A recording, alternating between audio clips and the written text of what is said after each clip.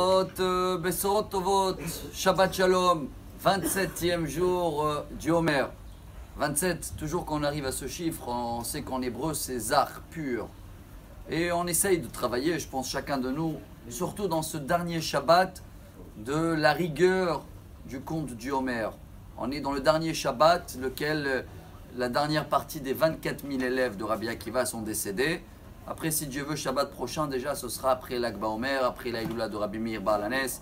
Mais ce Shabbat, chacun de nous doit apprendre comment purifier ses idées, comme faisait le Kohen Gadol dans la paracha. Ce sera la paracha qu'on lit dehors d'Israël, à Haremot Kedoshim. On apprend que le Kohen y rentrait pendant Kippour, vous savez, il devait avoir une pensée très pure. Ce sera la paracha qu'on lit en Israël cette semaine. La Torah, elle dit un Kohen Gadol qui rentrait Kippour, dans le Kodesh HaKodashim, le Saint des Saints en français. Il n'avait pas le droit de se marier avec une femme veuve, ni avec une femme divorcée. La paracha, elle dit Ki-im betula me'ama vikahisha. Il doit se marier qu'avec une fille vierge. Pour quelle raison? Le Sefer HaChinuch, qui commente toutes les mitzvot, dans la mitzvah 265, explique que la pensée de Kohen doit être pas seulement pure pendant Kippour, elle doit être même pure chaque moment, même quand il est avec sa femme, pour avoir eu des enfants qui sont purs, etc. Mais voilà la halakha du jour. Et c'est énorme. Ce qui dit le Da'at Zekenim, c'est un des petits-enfants de Rashi, qu'il a écrit le Tosfot.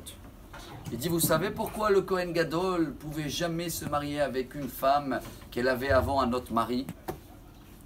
Parce que pendant qu'il est Kippour, il risque de penser, s'il veut se marier avec une femme et elle est mariée, tellement il est dans l'endroit le plus saint, qu'il risque d'avoir une pensée, une demande particulière. Et Hachem, cette femme-là, je vais marier avec elle, mais il y a un problème, elle a un mari.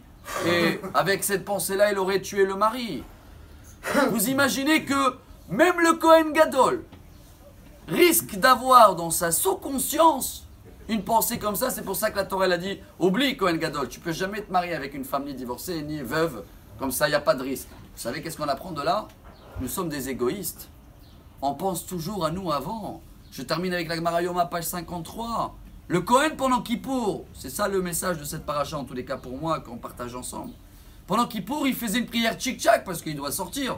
Si sa tête, elle va une seconde ailleurs, c'est Echlet.